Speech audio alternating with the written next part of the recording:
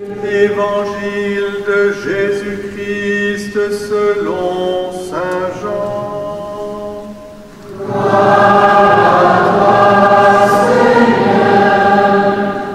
En ce temps-là, Jésus disait à Nicodème, de même que le serpent de bronze fut élevé par Moïse dans le désert, ainsi faut-il que le Fils de l'homme soit élevé, afin qu'en lui, tout homme qui croit ait la vie éternelle. Car Dieu a tellement aimé le monde qu'il a donné son Fils unique, afin que quiconque croit en lui ne se perde pas, mais obtienne la vie éternelle. Car Dieu a envoyé dans le monde son Fils, non pas pour juger le monde, mais pour que par lui, le monde soit sauvé. Celui qui croit en lui échappe au jugement, celui qui ne croit pas est déjà jugé du fait qu'il n'a pas cru au nom du Fils unique de Dieu. Et le jugement, le voici. La lumière est venue dans le monde et les hommes ont préféré les ténèbres à la lumière parce que leurs œuvres étaient mauvaises. Celui qui fait le mal déteste la lumière, il ne vient pas à la lumière, de peur que ses œuvres ne soient dénoncées. Mais celui qui vient à la vérité, qui fait la vérité, vient à la lumière, pour qu'il soit manifeste que ses œuvres ont été accomplies en union avec Dieu. Evenu Shalom Aleichem, Evenu Shalom Aleichem, Evenu Shalom Aleichem, Evenu Shalom Aleichem. Je vous annonce la paix, je vous annonce la paix, je vous annonce la paix, je vous annonce Evenu Shalom Aleichem, Evenu Shalom Aleichem, Evenu Shalom Aleichem, Evenu Shalom, Shalom, Shalom Aleichem.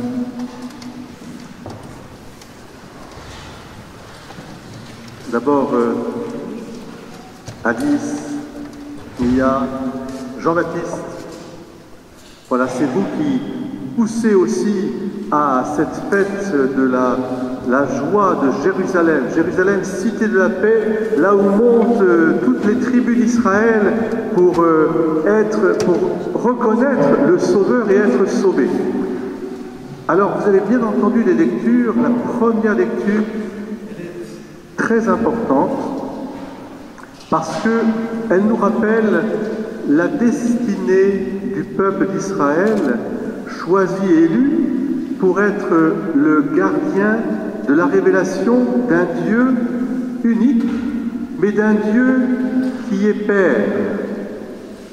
Et cette révélation confiée au peuple d'Israël est malmenée parce que, entourés des autres peuples qui ont leurs dieux et leurs sacrifices, leurs vestales, enfin leurs mystères, leurs initiations, ils passent leur temps, le peuple, à vaciller. Et ce qui est beaucoup plus grave, quand les autorités religieuses et politiques elles-mêmes se compromettent avec l'idolâtrie et font rentrer dans le temple, malgré les avertissements, eh bien, l'abomination de l'abomination.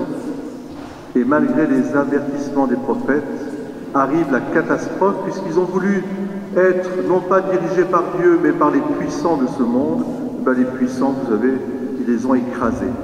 Et cet écrasement, il porte un nom, le roi Nabucodonosor. Un nom terrible à entendre. Qu'est-ce qu'il a fait? Il a détruit Israël, Jérusalem, il a détruit le temple, il a pris tous les objets sacrés, il les a emmenés avec lui, puis il a déporté toute la population. Mais Dieu s'est souvenu de son temple et on l'a entendu dans le psaume. Si je t'oublie, Jérusalem, que ma langue colle à mon palais. sur les rives du fleuve de Babylone, car le roi Nabuchodonosor est le roi de Babylone. Si je t'oublie, Seigneur, voilà, c'est pas possible. Et donc Dieu va entendre la prière du peuple d'Israël et il va susciter un roi. Alors, est-ce que vous avez entendu la première lecture? Comment il s'appelle le roi? Jean-Baptiste? Tu as plus ou moins entendu? Alice? Ne te cache pas dans tes mains. Et Mia, oui, c'est le roi Cyrus. Alors, le roi, c'est le roi. Alors, on entendra ça au moment de la Pentecôte. Il y avait des gens qui venaient de partout pour la Pentecôte, et on dit des Parthes et des Mèdes. C'est le roi de Parthes et de Mèdes. C'est un Iranien. Il vient de l'Iran, et c'est lui que Dieu a choisi pour balayer le roi de Babylone et être Cyrus le Grand, le premier à construire un empire, avant même Alexandre et bien sûr les Romains, qui va aller de l'Indus jusqu'au bord du fleuve du Nil, un empire immense, avec cette intelligence du cœur qui lui fait comprendre qu'il faut que toutes les nations puissent vivre paisiblement dans ce royaume, dans cet empire. Et il reçoit donc la révélation qu'il faut laisser les Juifs déportés à Babylone, revenir en Israël et reconstruire le temple. Alors pourquoi c'est important? Parce que dans la Bible, et je m'adresse aux catéchumènes, le mot Babylone est toujours synonyme. Elle est détruite, la Babylone, celle qui empêchait le Dieu unique de pouvoir apporter la paix au monde. Babylone, c'est la cité du diable. Et dans l'Apocalypse, c'est aussi indiqué ainsi. Et qu'est-ce qui empêche finalement Dieu de venir? Eh bien, ce qui empêche que le temple soit reconstruit. Or, dimanche dernier, et là je passe à l'évangile, Jésus a dit: détruisez ce temple, et moi en 3 jours je le reconstruirai.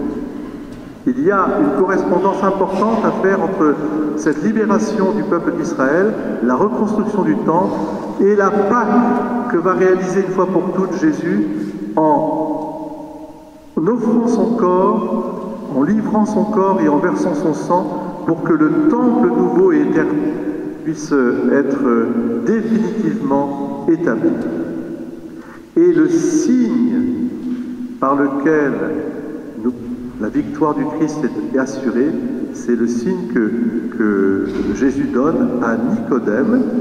Il lui dit: comme le serpent d'airain a été dressé dans le désert face aux piqûres du serpent, donc il y a quelque chose là aussi très profond, et bien de même le Fils de l'homme sera dressé pour que quiconque se tournera vers lui avec foi sera sauvé.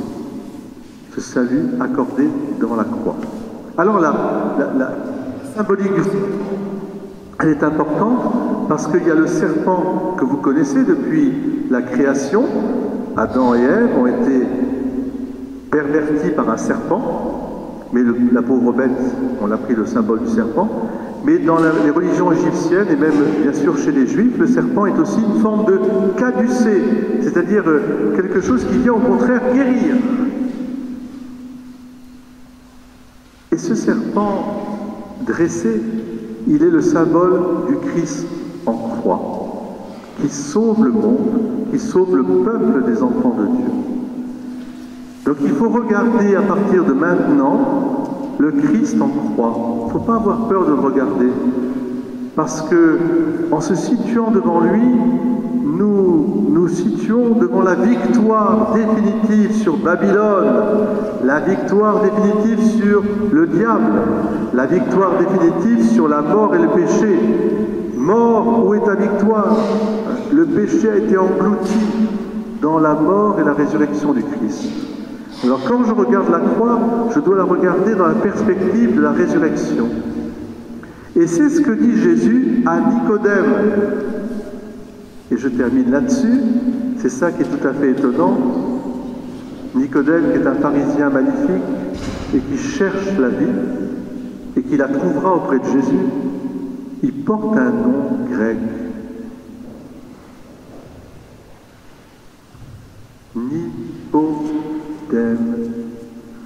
Nicédémos, victoire du peuple. Quelque chose de tout à fait étonnant, que Jésus se révèle à lui dans la victoire qu'il va accomplir sur la croix, à celui qui porte victoire du peuple, la victoire du peuple d'Israël ramenée vers le temple, le nouveau temple détruit et reconstruit, la croix qui se dresse, la résurrection. Voilà, tout est, je dirais, accompli. Le Christ accomplit l'histoire. Il est celui que attendaient vraiment les prophètes et qu'ont annoncé les prophètes. Il est celui aussi qui est la lumière, le chemin et la vie. Alors quiconque croit en moi vivra éternellement. Et alors c'est un chemin de joie, un chemin de vie. C'est exactement comme les Juifs quand dans le désert, ils se tournaient vers la croix en airain, le serpent d'airain, ils étaient sauvés et ils étaient heureux. Et nous, nous sommes sauvés continuellement à travers la grâce des sacrements, l'Eucharistie, la réconciliation, le baptême. Et c'est ce que nous allons maintenant vivre ensemble avec les catéchumènes, nous remettre en route nous aussi sur ce salut. Par ce signe, tu vaincras. En regardant la croix du Christ, je trouve la liberté et la vie. Victoire, tu régneras. Victoire.